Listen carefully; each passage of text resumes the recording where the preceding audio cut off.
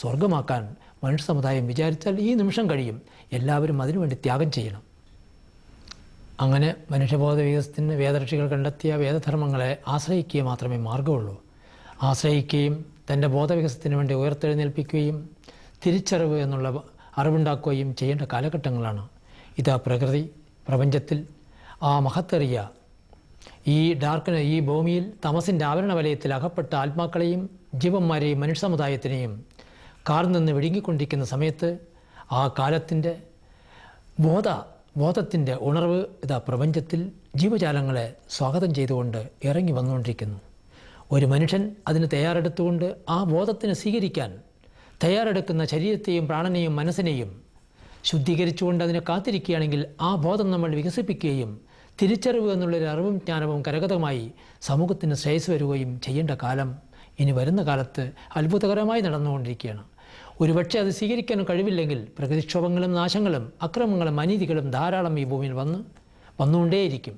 അതുകൊണ്ട് എല്ലാവരെയും തഥാതൻ ആഹ്വാനം ചെയ്യുന്നത്, നിങ്ങൾ ബോധത്തിന് വികസിപ്പിക്കാനുള്ള സാഹചര്യങ്ങൾ കളവൊരുക്കുകയും ജീവിതത്തിന് വേണ്ടി കളവൊരുക്കുകയും. ഇതാണ് തഥാതൻ ലോകത്തോട് പറയുന്നത്. ഇതിനുള്ള മാർഗങ്ങൾ എന്താണെന്ന് പലവരും ചോദിക്കും. പലവരും ബോധവികസനത്തിന് വേണ്ടി പല മാർഗങ്ങളിലൂടെ സഞ്ചരിക്കുന്ന ധാരാളം ജനതയുണ്ട്. എങ്കിലും ധർമ്മത്തിനെ ആധാരമാക്കിക്കൊണ്ടുള്ള മാർഗങ്ങൾ വേദരക്ഷികളിലൂടെ വെളിപ്പെട്ട വേദധർമ്മങ്ങളും ആ ധർമ്മങ്ങളെ കാലാകാലങ്ങളിൽ ചുറ്റുപാടിനും സാഹചര്യങ്ങൾക്കും മാത്രമായിക്കൊണ്ട് ക്രിസ്തുവും ബുദ്ധനും ലോകരാഷ്ട്രങ്ങളിൽ ധർമ്മത്തിൻ്റെ ബീജങ്ങൾ വാരിവെതറി. എങ്കിലും അത് ജനങ്ങൾക്ക് മനസ്സിലാകാതെ പോയതിൻ്റെ കാരണത്താൽ പ്രകൃതി ക്ഷോഭിച്ചു നിൽക്കുകയാണ്. ഈ കാലഘട്ടങ്ങളിൽ വേദരക്ഷികൾ കണ്ടെത്തിയ വേദധർമ്മങ്ങളെ സ്വീകരിക്കേണ്ട സന്ദർഭം വന്നെത്തിയിരിക്കുന്നു. ആ സന്ദേശത്തിൻ്റെ ചെറിയ ഒരു മനുഷ്യരാശിക്ക് വേണ്ടി കാലത്താൽ നിയോഗിക്കപ്പെട്ട ഒരു മാർഗത്തെയും ഒരു ജീവിത രീതിയെയും തഥാതൻ ലോകത്തിലേക്ക് പ്രദാനം ചെയ്തുകൊണ്ടിരിക്കുന്നു. അதைയും നിങ്ങളോട് ഞാൻ പറയാം. അങ്ങനെ വേദങ്ങളിലൂടെ അനുശാസിക്കപ്പെടുന്ന വേദധർമ്മങ്ങൾ അനവധി കാലങ്ങളായി ലോകരാഷ്ട്രങ്ങളിൽ പല പല ആചാര്യന്മാർ, നമ്മൾ അറിഞ്ഞപ്പെടുന്നവരും അറിയപ്പെടാത്തവരും ധാരാളം ആചാര്യന്മാർ വന്നെങ്കിലും മനുഷ്യബോധം വികസിക്കാത്ത കാലം വരെയും മനുഷ്യന് അതിനെ തിരിച്ചറിയാൻ പറ്റാത്ത കാലഘട്ടങ്ങളും കടന്നു വന്നു. എങ്കിലും ആ പൂർവാചാര്യന്മാർ ലോകത്തിനു വേണ്ടി ത്യാഗം ചെയ്ത് കഷ്ടങ്ങൾ അനുഭവിച്ച് ലോകത്തിനെ സ്വർഗരാജ്യമാക്കണമെന്ന് ചിന്തിച്ചിരുന്നെങ്കിൽ നമ്മളേവരും നമ്മുടെ പൂർവാചാര്യന്മാർ കണ്ടെത്തിയതിന് സത്യങ്ങൾ ഈ ലോകത്ത് സത്യമാക്കി തീർക്കേണ്ട നമ്മുടെ ചുമതലകളുണ്ട്. ആ സത്യമാക്കി തീർക്കാൻ കാലം തഥാതനോട് ചില ജീവിത രീതികൾ വെളിപ്പെട്ടതിനെ ആധാരമാക്കി പ്രപഞ്ചത്തിൽ നിന്ന് ഈ അറിവുകളെ തഥാതൻ സ്വീകരിച്ചുകൊണ്ട് ഞാൻ ലോകത്തിലേക്ക് നൽകാൻ വേണ്ടി ഒരു പ്രതിപുരുഷനായി ലോകത്ത് സഞ്ചരിക്കുകയാണ് ഇപ്പോൾ. ഈ സന്ദേശം തഥാതൻ്റെ ബുദ്ധി കൊണ്ട് ചിന്തിച്ചതോ മനസ്സിൻ്റെ കൽപ്പനകളോ അല്ലെങ്കിൽ സ്വന്തം അറിവുകൾ കൊണ്ടോ അല്ലെങ്കിൽ ഗ്രന്ഥങ്ങൾ പഠിച്ചതുകൊണ്ടോ ഉണ്ടാക്കിയതല്ല. വരുന്ന എല്ലാ ആചാര്യന്മാരും തഥാതനോട് ആവശ്യപ്പെടുന്നു, ഈ ലോകത്തിന് വേണ്ടിയുള്ള സന്ദേശങ്ങളും ഈ ലോകത്തിന് ശ്രേയസ്സായി തീർക്കാനുള്ള ധർമ്മത്തിൻ്റെ സന്ദേശങ്ങൾ നീ പ്രവഹിപ്പിക്കൂ. പല ആചാര്യന്മാരും എന്നെ തട്ടി ഉണർത്തുന്നു. അതുമാത്രമല്ല, സൃഷ്ടിക്കപ്പെട്ട ആ പരമപിതാവിൻ്റെ സാന്നിധ്യവും ഈ പ്രപഞ്ചത്തിൻ്റെ ചലനാത്മകമായിരിക്കുന്ന പ്രപഞ്ച ശക്തികളും എല്ലാ ശക്തിവിശേഷതകളും എന്നെ പ്രചോദിപ്പിക്കുന്നു. ഈ ധർമ്മത്തെ നീ ലോകത്തേക്ക് ഉണർത്തൂ. അതിനുവേണ്ടി തഥാതനിലൂടെ ഒരു മനുഷ്യ ബോധവികസനത്തിന് വേണ്ടിയുള്ള ജീവിത രീതികളിൽ ധർമ്മസ്നാനവും അഗ്നിസ്നാനവും അമൃതസ്നാനത്തിലൂടെ അങ്ങനെ മനുഷ്യന് പല വിവിധ തരത്തിലുള്ള മാർഗങ്ങൾ ലോകത്തുണ്ടെങ്കിലും ഒരു മനുഷ്യന് ആവശ്യമുള്ള ധർമ്മത്തിലേക്ക് മനുഷ്യൻ കടന്നു വരണം. ആ കടന്നു വരാനുള്ള ഒരു മഹത്തേറിയ ഒരു ജീവിത രീതിയാണ് ധർമ്മസ്ഥാനത്തിലൂടെ നിർവഹിക്കുന്നത്. ധർമ്മസ്ഥാനം എന്ന് പറഞ്ഞാൽ ഒരു മനുഷ്യൻ്റെ ജീവനിൽ ഉറങ്ങിക്കിടക്കുന്ന ആത്മദാഹം ഉയർത്തെഴുന്നേൽപ്പിക്കാൻ തടസ്സമായി നിൽക്കുന്ന മൃഗീയതലത്തിൻ്റെ ആവരണങ്ങൾ, തമസിൻ്റെ ആവരണ വലയങ്ങളിൽ നിന്ന് മോചിപ്പിക്കാൻ വേണ്ടി ഈശ്വരൻ്റെ ഇച്ഛയാലും കരുണയാലും ആചാര്യൻ്റെ തപശക്തിയാലും ജീവന്മാരിൽ പകർന്ന് ആവരണങ്ങളെ ഭേദിപ്പിച്ച് അവനെ പരിശുദ്ധമാക്കാനുള്ള ഒരു ജീവിതനിഷ്ഠ ധർമ്മസ്ഥാനത്തിലൂടെ നിർദ്ദേശിക്കുന്നു. അതിന് ചില ജീവിതനിഷ്ഠകളും പാലിപ്പിക്കുന്നു. മദ്യം, മാംസം, പുകവലി, മയക്കുമരുന്നുകൾ ഇങ്ങനെയുള്ള ദുരാചാരങ്ങൾ എന്തുകൊണ്ട് സാധ്യമാകുക എന്ന് വെച്ചാൽ ഇന്നത്തെ സമൂഹ മനസ്സിൽ വന്നു ചേർന്ന എല്ലാ ദുഷിച്ച ചലനങ്ങളെയും പരിവർത്തനം വരുത്തി ഒരു പരിശുദ്ധമാത്മാവായി തീർന്നുകൊണ്ട് പരിശുദ്ധാത്മാവിന് പരിശുദ്ധമായ ശരീരപാണ മനസ്സുകളെ പ്രകടിച്ച് ലോകത്തിന് ശ്രേയസാക്കി തീർക്കാനുള്ള പ്രാഥമികമായ ദീക്ഷയാണ് ധർമ്മസ്നാനം. അത് ഏവർക്കും നിർവഹിച്ച് മനുഷ്യൻ്റെ ശ്രേയസ് കരുവരുത്താം. അങ്ങനെ ധർമ്മസ്നാനത്തിലൂടെ അവനിൽ വന്നിരിക്കുന്ന തമസിൻ്റെ ആവരണ വലയങ്ങൾ ഭേദിക്കുന്നതോടുകൂടി അവൻ്റെ ജീവൻ ഉണരാൻ ആകാംക്ഷയോടുകൂടി കാത്തിരിക്കും.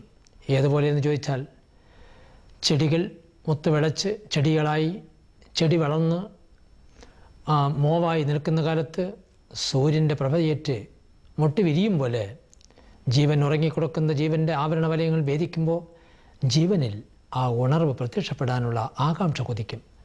ആ സമയത്ത് അങ്ങനെ പക്വതയായ ആത്മാക്കൾക്ക് അഗ്നിസ്നാനത്തിലൂടെ ഈശ്വരൻ്റെ ദിവ്യാഗ്നി ജ്വാലയാൽ ഉണർന്നു വരുന്നതായിരിക്കുന്ന ആത്മാവിന് ആ ഡിവൈനായിരിക്കുന്ന ഈശ്വര തേജസ്സേയും ജീവനെയും കൂടി സംബന്ധിപ്പിക്കപ്പെടുകയും അതിലൂടെ വരുന്ന ആത്മീയ ഊർജം ജീവനത്തിലേക്ക് ജീവനിലും മനസ്സിലും ശരീരത്തിലും കർമ്മരംഗത്തിലും പ്രകാശിപ്പിച്ച് അന്ധകാരമായ പ്രപഞ്ചത്തിൽ വെളിച്ചത്തിലൂടെ സഞ്ചരിച്ച് തിരിച്ചറിവോടുകൂടി ഈ ലോകത്ത് ജീവിക്കാൻ അവനെ അഗ്നിസ്ഥാനം നിർവഹിച്ച് അവൻ്റെ ദൗത്യ നിർവഹണത്തിന് വേണ്ടിയുള്ള തയ്യാറെടുപ്പിക്കുന്നതിനാണ് അഗ്നിസ്ഥാനം എന്ന് പറയുന്ന. അഗ്നിസ്ഥാനത്തിലൂടെ ഒരു മഹത്തേറിയ ജീവനും ഈശ്വരനെ ബന്ധം സ്ഥാപിക്കാനുള്ള ഒരു മഹത്തേറിയ ദീക്ഷയും തഥാതനുടെ ആ കാലം നൽകുന്നു. അങ്ങനെ മനുഷ്യബോധ വികസനത്തിന് ധർമ്മസ്ഥാനത്തിലൂടെ മനുഷ്യബോധ വികസനവും അതിലൂടെ കടന്നു വരുന്നവർക്ക് ദേവതലത്തിലേക്ക് എത്തിച്ചേരുന്നുള്ള അഗ്നിസ്നാനവും അതിലൂടെയും കടന്നു വരുന്നവർക്ക് അമർസ്നാനത്തിലൂടെ ജീവൻ എന്തിനീ ലോകത്ത് ജനിച്ചുവോ ആ പരമമായ അവസ്ഥയെ പ്രാപിച്ച് ചിരഞ്ജീവത്വം കൈവരിച്ച് അമരനായി അമരത്വം നേടുക എന്ന് ജീവന് വിധിക്കപ്പെട്ട ഏറ്റവും വലിയ ഈശ്വരൻ്റെ കരുണയാണ് ആ സന്ദേശം. ഇനിയൊരു പക്ഷേ ഈ ശീലങ്ങൾ വളർത്തിയ മനുഷ്യ സമുദായത്തിന് അതിലേക്ക് പെട്ടെന്ന് കടന്നു വരാനുള്ള പ്രശ്നങ്ങളും മാനസിക പ്രോബ്ലം ഉള്ളവർക്ക് അനുഗ്രഹസ്നാനത്തിൻ്റെ ചെലവിലൂടെ ഒരു പരിശുദ്ധമായി ജീവിച്ച് പ്രകൃതിയുടെ സാന്നിധ്യം കടന്നു വരാനുള്ള സാഹചര്യങ്ങൾ കളവൊരുക്കുന്ന അനുഗ്രഹസ്നാനം എന്നുള്ള ഒരു ചെറിയ ഒരു ജീവിത രീതിയും നിർദ്ദേശിക്കുന്നുണ്ട്. നമ്മുടെ ആചാര്യന്മാരാൽ കൽപ്പിക്കപ്പെട്ടതും ആചാര്യന്മാർ നിർദ്ദേശിക്കപ്പെട്ടതും കാലത്താൽ വേദരക്ഷികളിലൂടെ വെളിപ്പെട്ട സത്യമായ ധർമ്മങ്ങളെ ലോകത്തിൽ ജീവിച്ച് ലോകരാഷ്ട്രങ്ങളെ സമ്പുഷ്ടവും ശ്രേയസ്സുമാക്കി തീർക്കേണ്ട ചുമതലകൾ മനുഷ്യരാശിക്ക് വിധിക്കപ്പെട്ടിരിക്കുന്നു. അതിന് വിരോധമായി ജീവിച്ചെങ്കിൽ പ്രകൃതിക്ഷോഭങ്ങളും നാശങ്ങളും നഷ്ടങ്ങളും മാരക രോഗങ്ങളും അക്രമങ്ങളും അനീതികളും ധാരാളം വർദ്ധിച്ചു വരും. അതുകൊണ്ട് നമ്മുടെ പൂർവാചാര്യന്മാർ കണ്ടെത്തിയ അവിദ്യയിലൂടെ കടന്ന് മരണത്തെ കടന്ന് വിദ്യയിലൂടെ അമരത്വം നുകരൂ എന്നുള്ള സന്ദേശം ലോകത്തിന് നമ്മൾക്ക് ആചാര്യന്മാർ ഋഷികൾ ഉപനിഷത്തുകൾ നമ്മൾക്ക് കാണിച്ചു തന്നു. അത് മനുഷ്യന് എല്ലാവർക്കും അവകാശപ്പെട്ടതാണ്. അങ്ങനെ മരണത്തിനെ കടന്ന് അമരത്വം നുറുകുന്ന ഏതൊരു വ്യക്തിയും ലോകത്തിന് സ്വർഗമാക്കാൻ സാധ്യമാകും. മനുഷ്യൻ വിചാരിച്ചാൽ അത്രയും വലിയ സ്വർഗീയ ലോകത്തെ അല്ലെങ്കിൽ ഇവിടെ സ്വർഗസ്ഥാപന പിതാവിൻ്റെ ആസ്വദനമായ ഈ കേന്ദ്രത്തിൽ എല്ലാ ജീവജാലങ്ങളും ആസ്വദിക്കാം. നിങ്ങൾ ഈ ധർമ്മത്തിലേക്ക് എല്ലാ മക്കളും കടന്നു വരൂ, ധർമ്മത്തെ ആചരിക്കൂ, ധർമ്മത്തിലൂടെ ജീവിച്ചോ, ലോകത്തിന് സമ്പുഷ്ടമാക്കോ, നിങ്ങളുടെ ജന്മം സബലീകരിക്കൂ. ഓം പ്രാദുരസ്തുതം മിത്രം തഥാ താമദേമകി ധർമ്മ സർവത്ര ദീവ്യതാത്. ഓം ശാന്തി ശാന്തി ശാന്തി. ഒന്നിനും ഈ കാര്യങ്ങളെല്ലാം കേട്ടാലും നിങ്ങളുടെ ബോധവികസനത്തിനും ആ സാന്നിധ്യം കടന്നു വന്ന് നിങ്ങൾക്ക് ആ ധർമ്മത്തിൻ്റെ വെളിച്ചം വീശാൻ ഒരു ചെറിയ നിങ്ങൾക്ക് എല്ലാവർക്കും ചെയ്യാൻ പറ്റുന്ന ഒരു ചെറിയ മെഡിറ്റേഷൻ നിങ്ങൾക്ക് പറഞ്ഞു തരാം. നീണ്ടു നിവർന്ന് കൈകാലെല്ലാം മടക്കി നീണ്ടു നിവർന്ന് കൈകാലടകാതെ ചിന്മുദ്ര പിടിച്ചിരിക്കുക.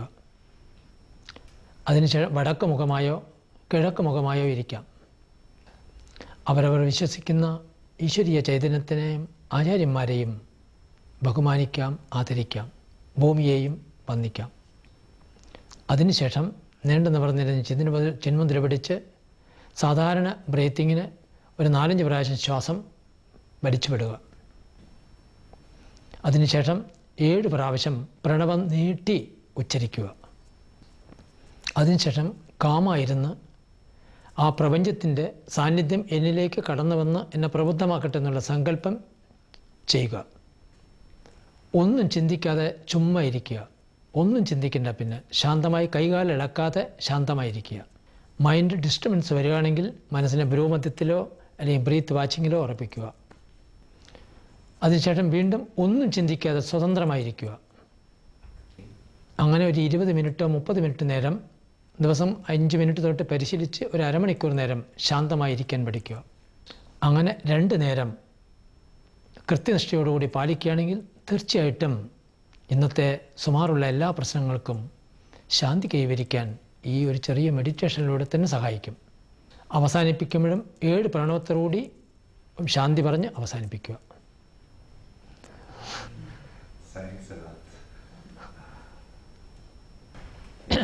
ഒരു വേദിക് മന്ത്ര.